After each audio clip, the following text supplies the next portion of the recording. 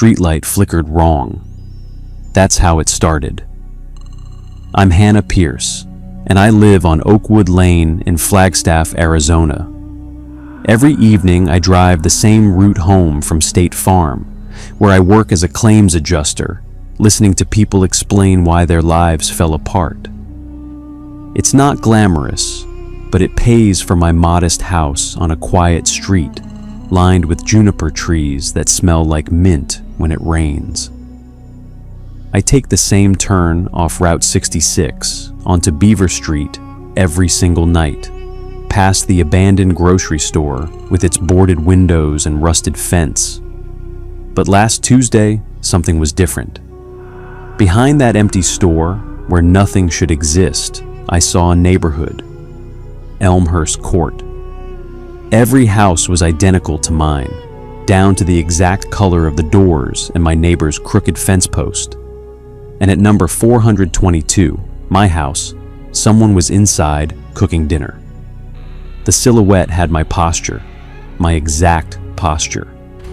I had stood in that exact spot in my own kitchen at least 1,000 times, but it was not me standing in that kitchen on Elmhurst Court, and I drove home with my hand shaking so badly that I nearly rear-ended a pickup truck at the next stoplight, my heart pounding against my ribs like something was trying desperately to escape from inside my chest.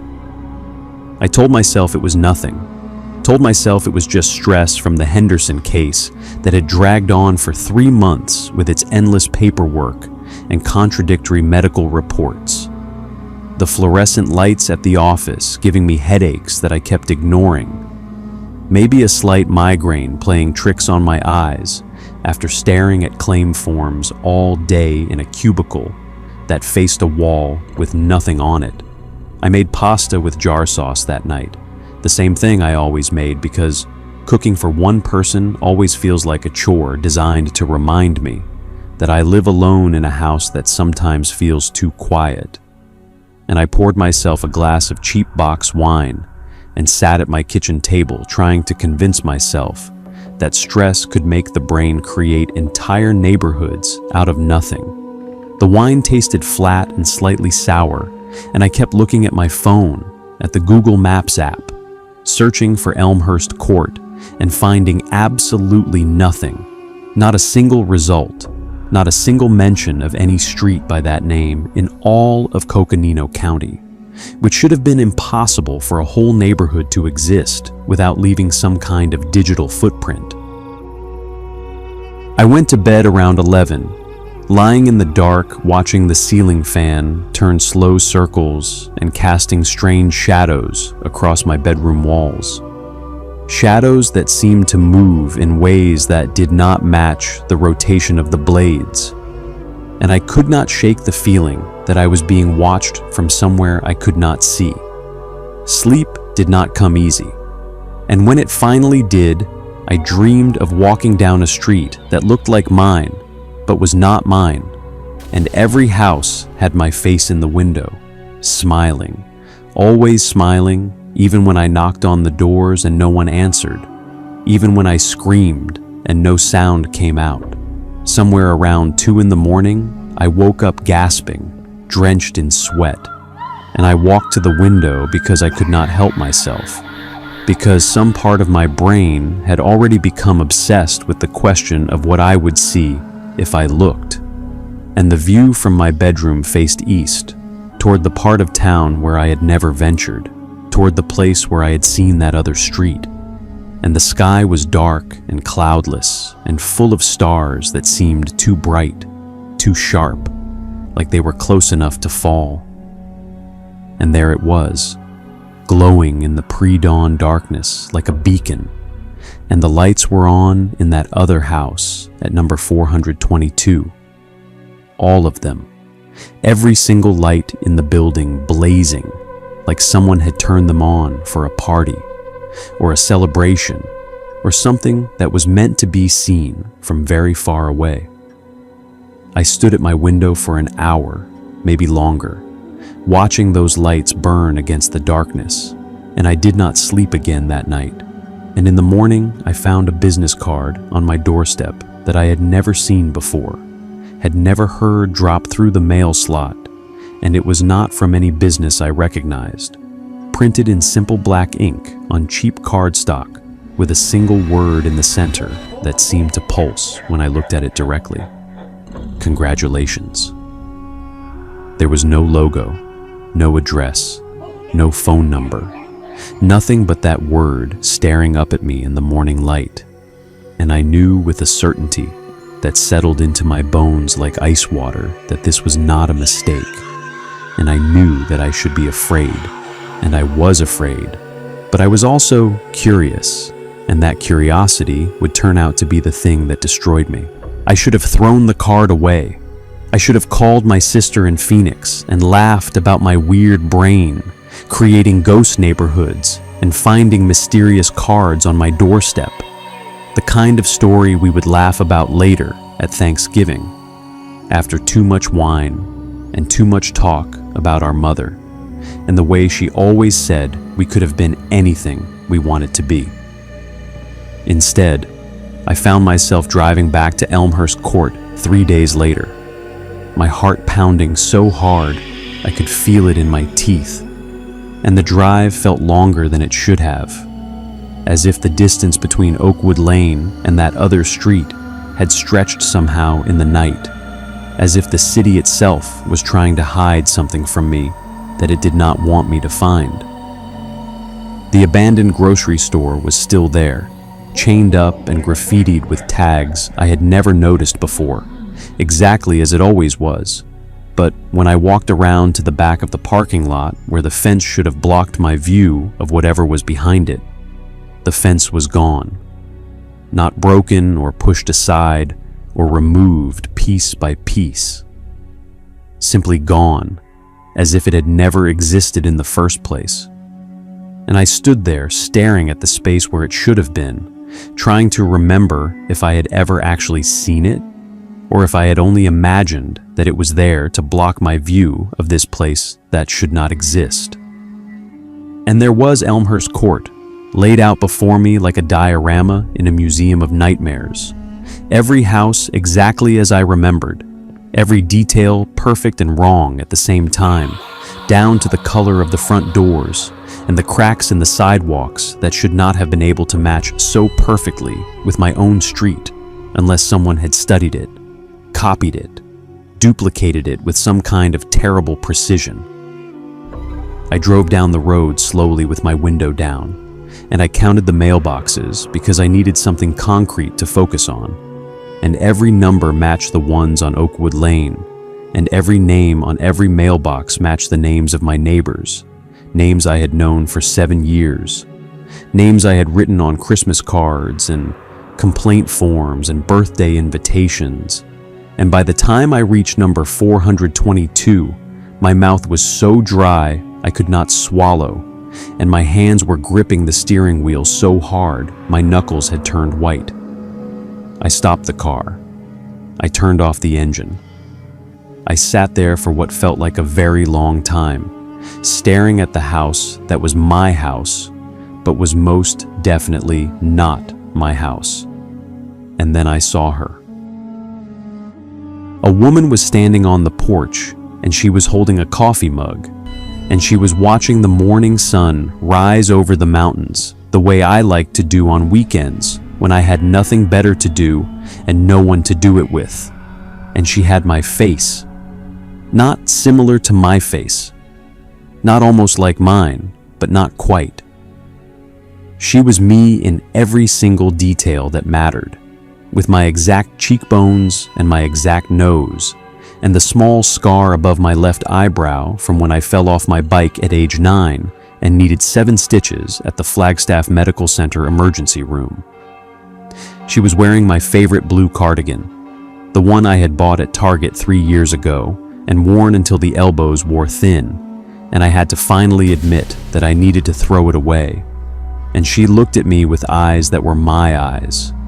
And she was smiling, not the strained smile I practiced in mirrors when I was trying to convince myself I was fine, but a real smile, a relaxed smile, a smile that suggested she had never known a day of stress in her life. The light in her kitchen was warm and golden, and everything about her life looked perfect in a way that my life had never been perfect. And she saw me staring through my car window at her, and she did not look surprised or frightened or even mildly confused. She waved instead, a wave that was so natural and so easy that it made my chest ache, waving like we were old friends meeting for lunch, like this was the most normal thing in the world, like she had been expecting me and was glad I had finally arrived. Then she beckoned me toward her front door, and I found myself getting out of my car against every screaming instinct in my body, my legs moving without my permission, walking up the path to her porch like I was walking into a dream I could not wake up from. And I remember the smell of her garden, jasmine, and something else I could not name. And I remember thinking that my garden had never smelled like that. And I remember that she opened the door before I could knock, and she said, "Welcome home, Hannah." And the word home sounded like a threat, and a promise, and a lie, all at the same time. And she stepped aside to let me in, and I could see into her hallway. And it looked exactly like my hallway, but it was not my hallway. And the photographs on her walls were my photographs, but they were not my photographs. And she smiled at me and said, "Do you want to know what you could have had?" And I did not say anything because my voice had stopped working. And she laughed a laugh that was my laugh, but was not my laugh. And she said, "Let me show you." And she reached out her hand. I ran back to my car so fast I tripped on the front step and nearly fell and skinned my palms on the concrete. And I drove home with the speedometer, climbing past every legal limit I had ever known, running 2 stop signs and not caring, my entire body shaking with a terror that went beyond anything I had ever felt before, beyond the fear of car accidents or job loss, or the time I found a spider in my bedroom and could not sleep for 3 nights. I locked every door in my house and wedged a chair under each handle and checked the locks 4 times before I was satisfied. And then I sat in my kitchen with a kitchen knife in my hand, trying to convince myself I had hallucinated the whole thing, that I was having some kind of breakdown, that I needed to call my doctor in the morning and schedule an appointment and maybe check myself into some kind of facility where they could help me understand why my brain was doing this to me. But the business card was still on the counter where I had left it, and the memory of that smile was burned into my brain like a brand pressed into flesh. And every time I closed my eyes, I saw her face, my face. The face that belonged to a woman who seemed to have everything I had ever wanted, and more, everything I had been too afraid to reach for. And I could not make it stop, could not make any of it stop.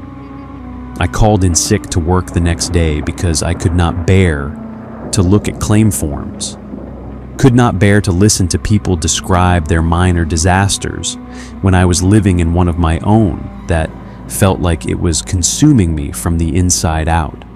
And I searched online for Elmhurst Court until my eyes ached and my head throbbed, and the screen of my laptop seemed to be vibrating with something that might have been malice, or might have been my own exhaustion taking over. I found nothing. No records, no mentions, no real estate listings, as if the street existed only when I looked at it and vanished the rest of the time, refusing to exist in any reality that could be verified. 3 days later, I found a photograph under my windshield wiper. I never saw who left it. The photograph was me, Hannah Pierce, standing in front of that other house on Elmhurst Court with the sun setting behind the mountains, but the woman next to me was not me. Her face was smoother, relaxed, as if she had never known stress, her hair in soft waves I had always wanted but never tried, because who would I be trying for? She was holding keys to a brand new car, laughing at something off camera, her whole body happy in a way I had forgotten how to be. there was a man behind us, kind eyes, warm smile, someone I did not recognize but whose presence made my heart ache like I should have known him. On the back, in my own handwriting, "You could have had this life. You chose fear instead." Beneath that, a date from 2 years in the past, and an address, the address of Elmhurst Court. Someone had been waiting for me to find it, waiting for years, and I was only now arriving at a party that had started without me. The invitation had always been there, and I had always been too afraid to open it.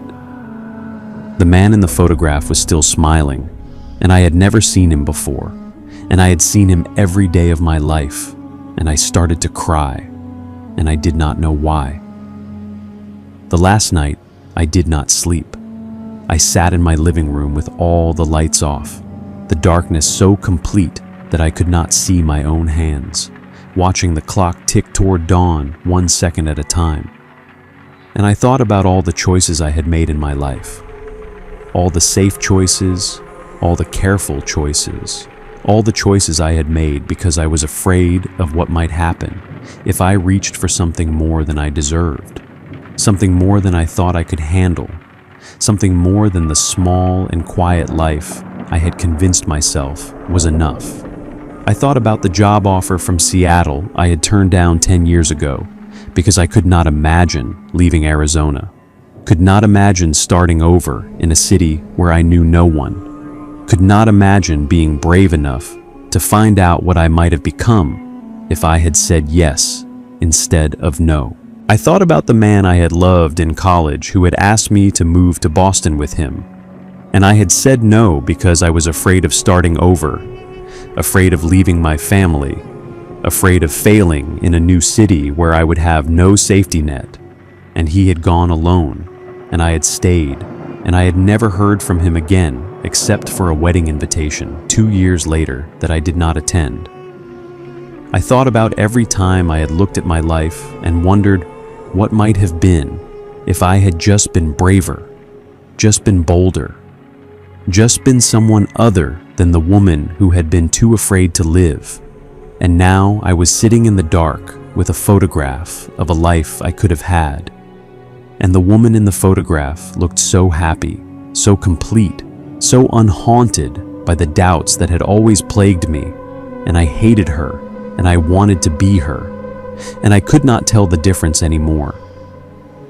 At exactly 4 in the morning, someone knocked on my door, and the sound was so soft, so gentle, so tentative, that I almost did not hear it over the pounding of my own heart, and I knew it was her. Knew it before I walked to the door on legs that felt like they belonged to someone else. Legs that belonged to a woman braver than I was. And I looked through the peephole, and there she was, standing on my porch in the cold pre-dawn darkness, with her breath making small clouds in the air. And she was beautiful in a way that made my throat close up. And she was sad in a way that I recognized from every mirror I had ever looked into. And she was holding something in her hand that caught the faint light from somewhere I could not see. She did not say anything at first. She just looked at me through the peephole, and I looked at her, and we stood there for a long moment in a silence that felt like it contained everything that had ever been wrong between us. All the years of choices not made, and chances not taken, and lives not lived. And then she whispered through the screen door, and her voice was my voice, pitched exactly the way mine was pitched, and I could hear the exhaustion in it that matched my own. And she said, "I have lived your life. I have made every choice you were too afraid to make. I have loved harder, dreamed bigger, failed beautifully, succeeded spectacularly, and I have been waiting for you to catch up." And the key in her hand caught the light again, and I saw that it was silver and cold and old somehow, like a key from a story, like a key to a door that had been waiting for a very long time to be opened. I realized with a slow, dawning horror that the door behind me had opened on its own, revealing a hallway that was not my hallway, leading to a room that was not my room. And the furniture in that room was beautiful in a way that my furniture had never been beautiful. And the photographs on the walls were my photographs. But they showed a life I had never lived, a life full of joy and connection and purpose. And I could smell jasmine coming from that other hallway. Jasmine and something else I could not name. And she smiled at me one last time. And her smile was the smile I had always wanted to be able to give. The smile I had practiced in mirrors and never quite gotten right. "The choice is still yours," she said. And then she was gone, vanished into the darkness like she had never been there at all. And I was left standing in my doorway holding a key to a life I was too afraid to live and too afraid to leave behind. And the first light of dawn was coming over the mountains. And I did not know anymore if I was the woman who had been afraid or the woman who had been brave. And the key was cold in my hand.